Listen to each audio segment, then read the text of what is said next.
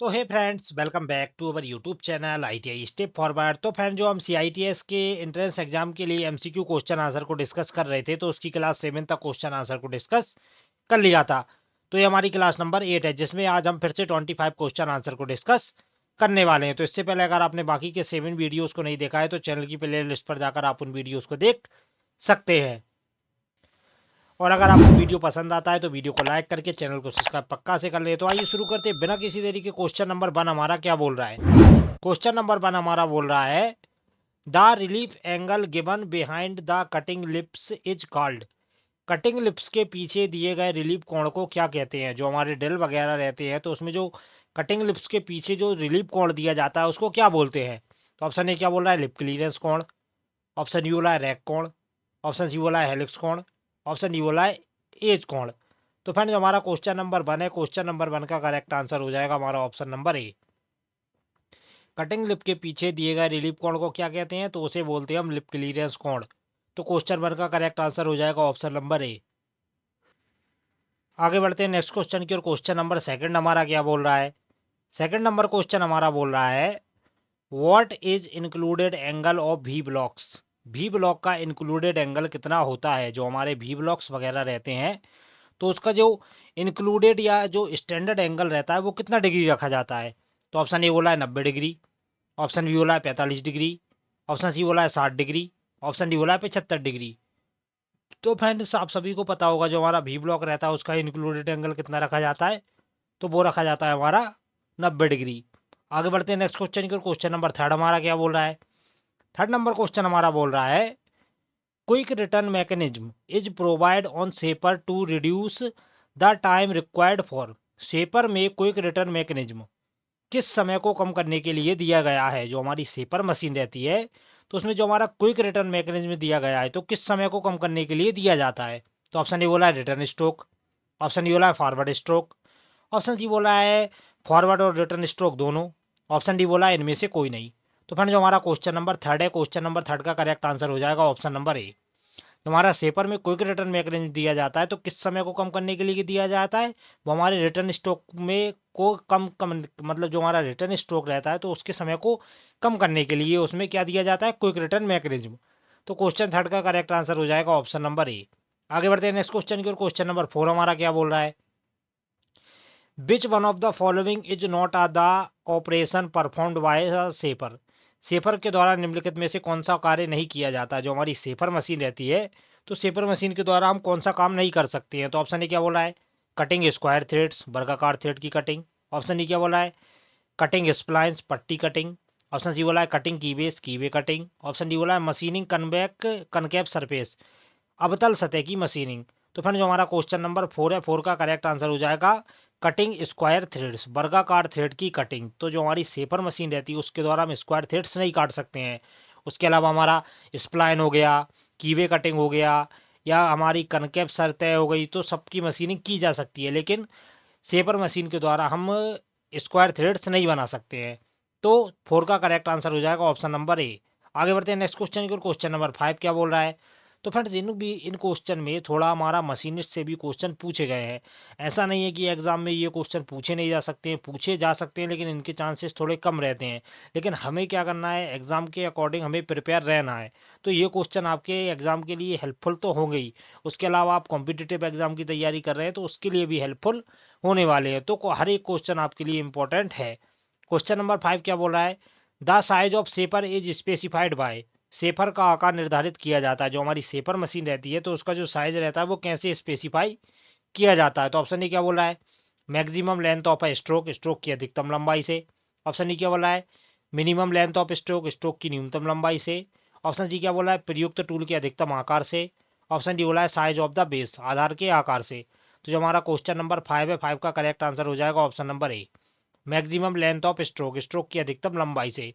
तो जो हमारे सेपर मशीन का साइज रहता है या आकार रहता है वो स्ट्रोक की लंबाई से निर्धारित किया जाता है। आगे बढ़ते हैं नेक्स्ट क्वेश्चन की। क्वेश्चन नंबर 6 क्या बोल रहा है? 6 नंबर क्वेश्चन बोल रहा है, which one of the following tools is required for slotting a convex surface. उत्तल सतह को स्लॉट करने के लिए निम्न में से कौन सा उपकरण आवश्यक है? जो हमारी उत्तल सतह रहती है, तो उत्तल सतह को स्लॉट करने के लिए हम किस उपकरण का यूज करेंगे? तो ऑप्शन ए क्या बोला है? Round nose tool. Option D क्या बोला है? Cornering tool. ऑप्शन सी बोला है वर्गाकार टूल, ऑप्शन डी बोला है की विकर्तन टूल। तो जो हमारा क्वेश्चन नंबर 6 है, 6 का करेक्ट आंसर हो जाएगा राउंड नोज टूल। तो उत्तल सतह को स्लॉट करने के लिए हम राउंड नोज टूल का यूज करते हैं। आगे बढ़ते हैं नेक्स्ट क्वेश्चन की। क्वेश्चन नंबर 7 क्या बोल रहा है? 7 नंबर क्वेश्चन बोल रहा है the size of three jaw chuck is specified by. तीन जबड़े चक का आकार निर्दिष्ट किया जाता है। जो हमारा लेथ मशीन में थ्रीजा चक यूज होता है, जो तो थ्रीजा चक का जो आकार रहता है वो कैसे हमारा स्पेसिफाई किया जाता है? तो ऑप्शन ए क्या बोला है? चक की बॉडी के व्यास से। ऑप्शन डी क्या बोला है? प्रत्येक जबड़े के आकार से। ऑप्शन सी बोला है प्रत्येक जबड़े की मोटाई से। ऑप्शन डी बोला है चक की बॉडी की चौड़ाई से। तो जो हमारा क्वेश्चन नंबर 7 है, 7 का करेक्ट आंसर हो जाएगा A, at the diameter of the body of the chuck. Chuck की बॉडी के व्यास से ही तीन जबड़े चक का जो हमारा थ्रीजा चक रहता है उसका साइज कैसे लिया जाता है? तो चक की बॉडी के व्यास से लिया जाता है। आगे बढ़ते हैं नेक्स्ट क्वेश्चन की। क्वेश्चन नंबर 8 क्या बोल रहा है? 8 नंबर क्वेश्चन बोल रहा है you have to machine a flat surface on a work piece of 2 meters length, which machine will you choose for this. आपको 2 मीटर की लंबाई के वर्कपीस को सपाट सतह बनाना है, इसके लिए आप कौन सी मशीन चुनेंगे? तो आप मतलब हमारे पास कोई भी 2 मीटर लंबा जॉब है तो उसके लिए हम किस मशीन का यूज करेंगे? तो ऑप्शन डी क्या बोला है? प्लानर। ऑप्शन डी बोला है सेपर। ऑप्शन सी बोला है लेथ। ऑप्शन डी बोला है मिलिंग। तो जो हमारा क्वेश्चन नंबर 8 है, 8 का करेक्ट आंसर हो जाएगा ऑप्शन नंबर ए। जो हमारी प्लानर मशीन रहती है, जब भी हमें बड़े जॉब जैसे 2 मीटर लंबा, 3 मीटर लंबा, 5 मीटर लंबे जॉब की मशीनिंग वगैरह करनी है तो उसके लिए हम किसका यूज करेंगे? तो उसके लिए हम प्लानर मशीन का यूज करेंगे। आगे बढ़ते हैं नेक्स्ट क्वेश्चन की। क्वेश्चन नंबर 9 क्या बोल रहा है? 9 नंबर क्वेश्चन बोल रहा है which one of the following is not a part of the taper turning attachment. निम्नलिखित में से कौन सा टेपर टर्निंग अटैचमेंट का हिस्सा नहीं है? ऑप्शन ए बोला है कैरियर। ऑप्शन डी बोला है गाइड ब्लॉक। ऑप्शन सी बोला है स्लाइडिंग ब्लॉक। ऑप्शन डी बोला है गाइड बार। तो फ्रेंड जो हमारा क्वेश्चन नंबर 9 है, 9 का करेक्ट आंसर हो जाएगा ऑप्शन नंबर ए, कैरियर। तो जो हमारा कैरियर रहता है वो हमारा टेपर टर्निंग अटैचमेंट का हिस्सा नहीं है। कैरियर हमारा क्या रहता है? लेथ मशीन का मतलब एक एसेसरीज रहता है जो हमारे लंबे या भारी जॉबों को मुड़ने वगैरह से रोकता है। उसके अलावा हमारा गाइड ब्लॉक, गाइडिंग ब्लॉक हो गया, स्लाइडिंग ब्लॉक हो गया, गाइड बार हो गया, ये सभी हमारे टेपर टर्निंग अटैचमेंट के भाग हैं। लेकिन कैरियर हमारे टेपर टर्निंग अटैचमेंट का भाग नहीं होता है। आगे बढ़ते हैं नेक्स्ट क्वेश्चन की। क्वेश्चन नंबर 10 क्या बोल रहा है? 10 नंबर क्वेश्चन बोल रहा है which one of the following is not important in rough milling machine, rough milling operation. निम्नलिखित में से रफ मिलिंग ऑपरेशन में क्या महत्वपूर्ण नहीं है? जो हमारी रफ मिलिंग रहती है तो उसमें क्या हमारा एक ऑपरेशन है या कौन सी हमारी कंडीशन है जो महत्वपूर्ण नहीं है? तो ऑप्शन ए क्या बोला है? क्वालिटी ऑफ सरफेस फिनिश, सतह फिनिश की गुणवत्ता। ऑप्शन डी बोला है मशीन की दृढ़ता। ऑप्शन सी बोला है कट की गहराई। ऑप्शन डी बोला है वर्क पीस की दृढ़ता। तो फ्रेंड जो हमारा क्वेश्चन नंबर 10 है, 10 का करेक्ट आंसर हो जाएगा ऑप्शन नंबर ए। रफ मिलिंग में ऑपरेशन में क्या महत्वपूर्ण नहीं है? तो जो हमारा रफ मिलिंग रहता है उसमें हमारा क्या रहता है? सतह फिनिश की गुणवत्ता, मतलब जो हमारी क्वालिटी ऑफ सरफेस फिनिश है, सरफेस फिनिश की क्वालिटी को हम रफ मिलिंग में मतलब ज़्यादा महत्वपूर्ण नहीं मानते हैं। तो 10 का करेक्ट आंसर हो जाएगा ऑप्शन नंबर ए। आगे बढ़ते हैं नेक्स्ट क्वेश्चन की। क्वेश्चन नंबर 11 क्या बोल रहा है? बोला है solid milling cutters are manufactured from. ठोस मिलिंग कटर्स बनाए जाते हैं। ऑप्शन ए बोला है high speed steel. Option D बोला है सिंथेड कार्बाइड। ऑप्शन डी बोला है सिरेमिक। ऑप्शन डी बोला है स्टेलाइट। तो फ्रेंड आप सभी को पता होगा जो हमारे सॉलिड मिलिंग कटर्स रहते हैं वो किसके बनाए जाते हैं? तो वो हमारे हाई स्पीड स्टील धातु के बनाए जाते हैं। तो 11 का करेक्ट आंसर हो जाएगा ऑप्शन नंबर ए। आगे बढ़ते हैं नेक्स्ट क्वेश्चन की। क्वेश्चन नंबर 12 क्या बोल रहा है? 12 नंबर क्वेश्चन बोल रहा है इन आ कंप्लीट रेवुलेशन ऑफ बर्म शाफ्ट द बर्म व्हील रेवुलेस रिवॉल्व्स। बर्म शाफ्ट के एक पूर्ण चक्र में बर्म व्हील घूमता है। ऑप्शन ए क्या बोल रहा है? चक्र का 1/40वां हिस्सा। ऑप्शन डी क्या बोला है? चक्र का 1/20वां हिस्सा। ऑप्शन सी बोला है चक्र का 1/10वां हिस्सा। ऑप्शन डी बोला है चक्र का 1/25वां हिस्सा। तो फ्रेंड जो हमारा क्वेश्चन नंबर 12 है, 12 का करेक्ट आंसर हो जाएगा 1/40वां हिस्सा। तो बर्म शाफ्ट के एक पूर्ण चक्र में जो हमारा बर्म व्हील रहता है वो कितना घूमता है? तो वो हमारा 1/40वां हिस्सा घूमता है। आगे बढ़ते हैं नेक्स्ट क्वेश्चन की। क्वेश्चन नंबर 13 क्या बोल रहा है?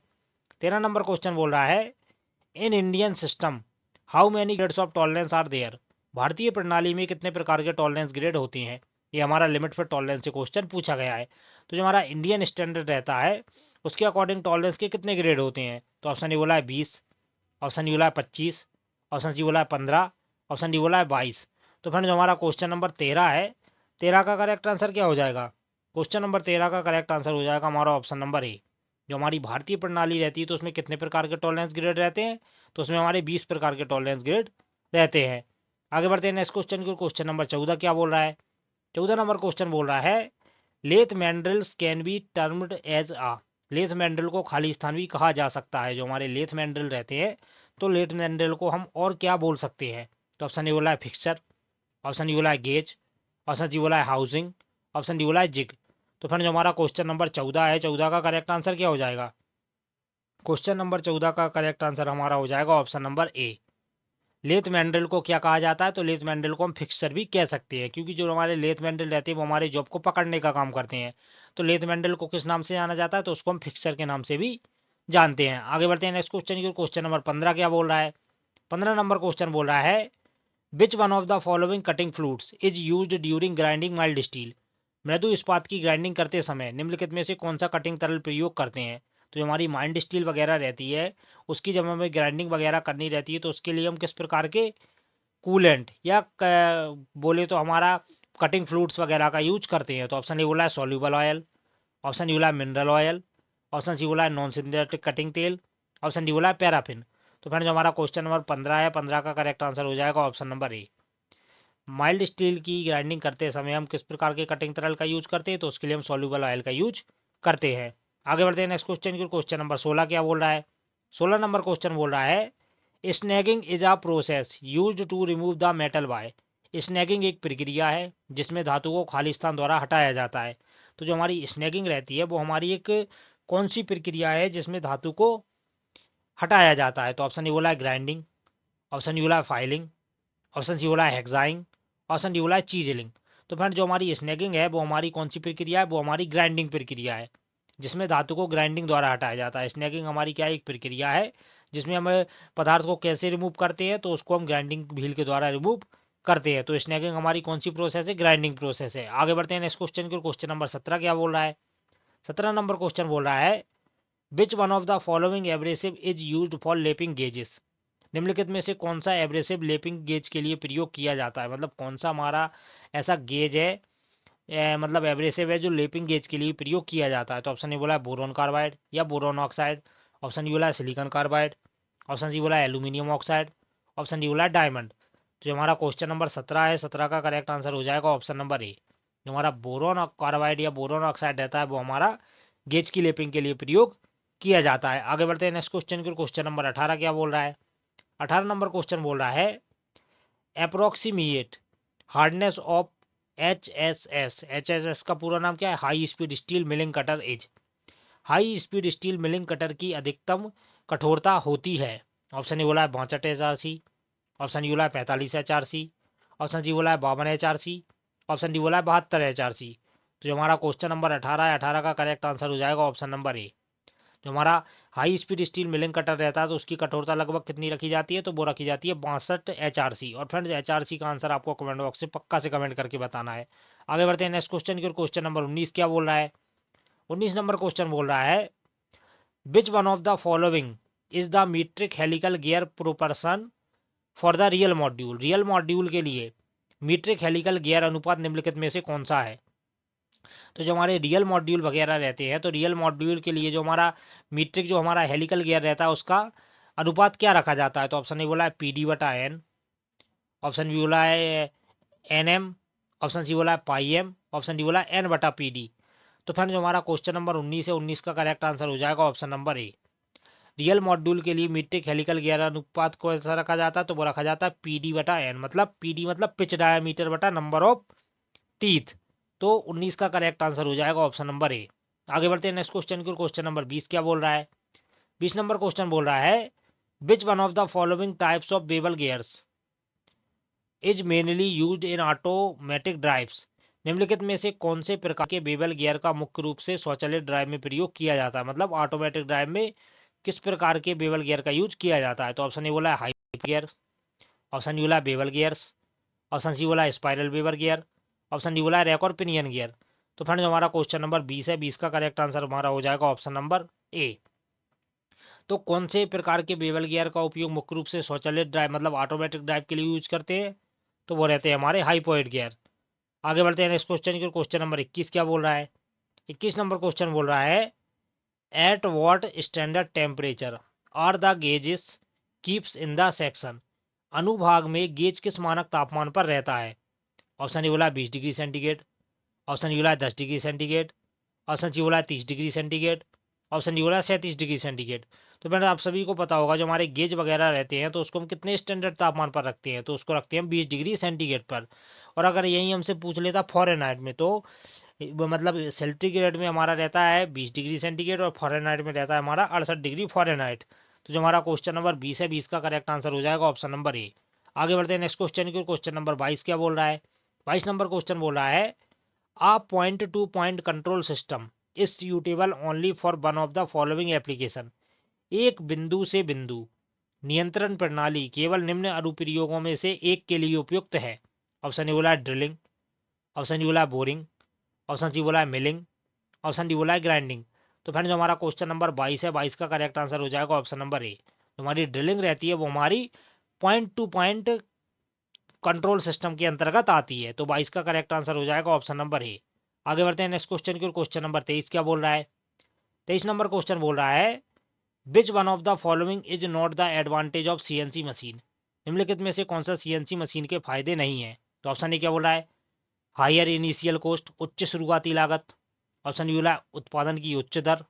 ऑप्शन सी बोला है रिड्यूस द इंस्पेक्शन टाइम, निरीक्षण समय कम करता है। ऑप्शन डी बोला है टूलिंग समय को घटाता है।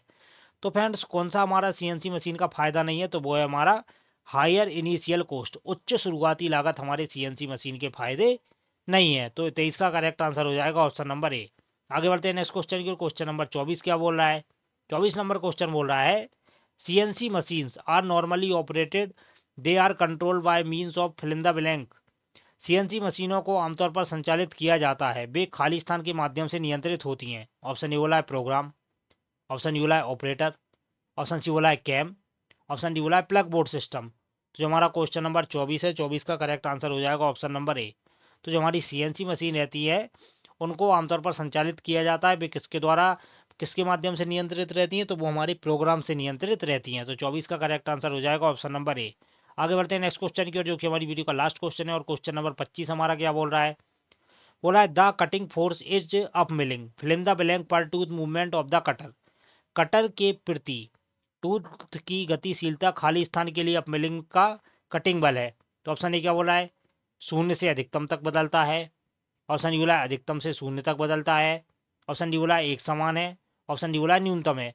तो फ्रेंड जो हमारा क्वेश्चन नंबर 25 है, 25 का करेक्ट आंसर हो जाएगा option number A, various from zero to maximum, मतलब शून्य से अधिकतम तक बदलता है। तो जो हमारे कटर के प्रति टूथ की जो गतिशीलता रहती है अपमिलिंग में, तो जो हमारा कटिंग बल रहता है वो क्या रहता है? शून्य से अधिकतम तक बदलता रहता है। तो जो हमारा क्वेश्चन नंबर 25 है, 25 का करेक्ट आंसर हो जाएगा ऑप्शन नंबर ए। तो फ्रेंड्स ये थे हमारी वीडियो के 25 क्वेश्चन। अगर आपको वीडियो पसंद आया हो तो वीडियो को लाइक करके चैनल को सब्सक्राइब पक्का से कर दे। तो मिलते हैं इसके नेक्स्ट पार्ट में, तब तक के लिए बाय बाय।